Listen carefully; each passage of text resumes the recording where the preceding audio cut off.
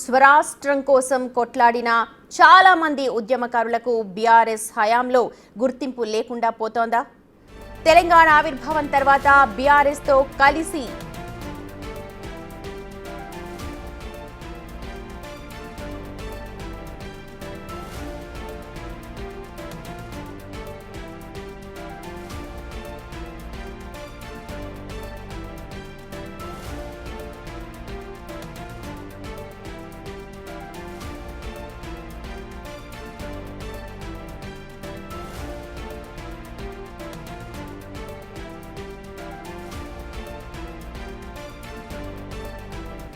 తెలంగాణ ఆవిర్భావం తర్వాత బీఆర్ఎస్ తో కలిసి నడిచిన ఉద్యమకారుల్లో చాలా కొద్ది మందికి మాత్రమే వివిధ పదవుల్లో అవకాశాలు దక్కగా బీఆర్ఎస్ బయట ఉన్న చాలా మంది జేఏసీ లీడర్లకు ఏ పార్టీలో చేరకుండా స్వతంత్రంగా ఉన్న ఉద్యమకారులకు ఎలాంటి గౌరవం దక్కలేదు. ఇటు రూరల్ బ్యాక్గ్రౌండ్లో ఇలాంటి అవమానాలే ఎదురవుతున్నాయని ఆందోళనకు దిగాల్సిన పరిస్థితి వస్తోంది. జగిత్యాలలో ఇలాంటి సీనే కనిపిస్తోంది. స్థానిక ఎన్నికల సమరం మొదలవ్వడంతో ఇప్పుడు టికెట్ల కోసం ఆశావహులు ముందుకొస్తూ ఉన్నారు. అయితే ఇక్కడే టికెట్లో బీఆర్ఎస్లో ఒక్కసారిగా విభేదాలు భగ్గుమంటూ ఉన్నాయి. టికెట్ అడిగిన ఆ నేతను పార్టీ గేటు ముందే అవమానించారు. అసలు ఆ నాయకుడికి జరిగిన అవమానం ఏంటి, ఎందుకు ఆందోళన బాట పట్టాల్సి వచ్చింది, ఆ నేత ఏమంటున్నారో ఒకసారి చూద్దాం.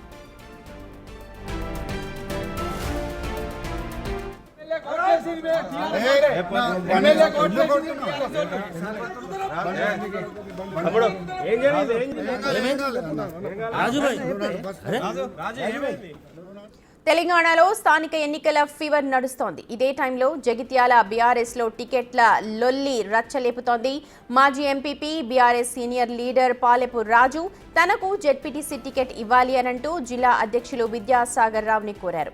అయితే ఎన్నికలు వచ్చాయి కాబట్టే టికెట్ అడుగుతున్నావా అంటూ రాజుపై విద్యాసాగర్ తీవ్ర స్థాయిలో మండిపడ్డారు.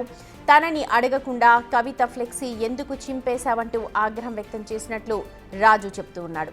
ఉద్యమకారులకు సరైన గౌరవం దక్కడం లేదంటూ పాలెపు రాజేంద్ర ప్రసాద్ ఆవేదన వ్యక్తం చేశారు. పార్టీ స్థాపించినప్పటి నుంచి కేసీఆర్ వెంట ఉన్నట్లుగా గుర్తు చేసుకున్నారు ఆయన.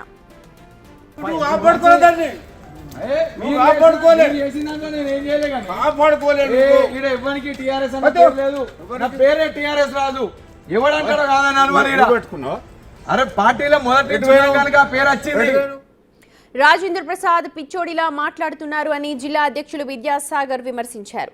ఇన్ని రోజులు ఎక్కడికి వెళ్లావు, ఇప్పుడే పార్టీ గుర్తొచ్చిందా అంటూ ప్రశ్నించారు.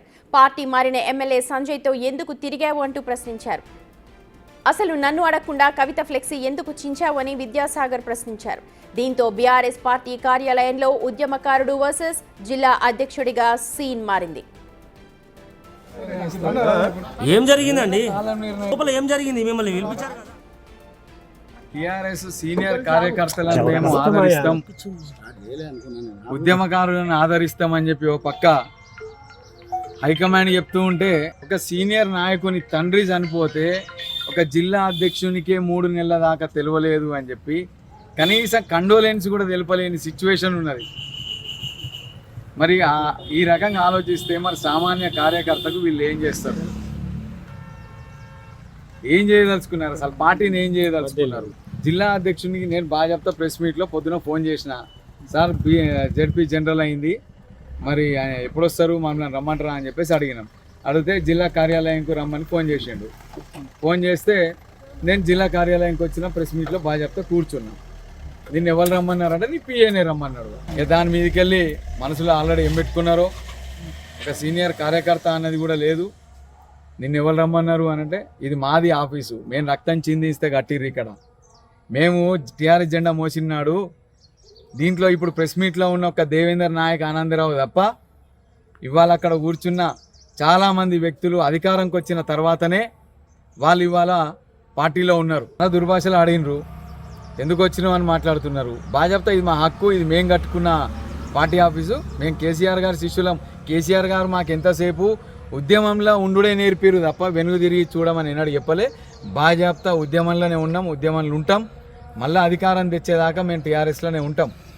మరి ఎందుకు సస్పెండ్ చేయలే? కవితమ్మ జింపితే ఎందుకు సస్పెండ్ చేయలే? నువ్వే జిల్లా అధ్యక్షుని, నువ్వే కదా, నువ్వెందుకు సస్పెండ్ చేయలే? మరి ఇవాళ నేను పార్టీ ఆఫీస్కి వస్తే ఎందుకు మాట్లాడుతున్నావు?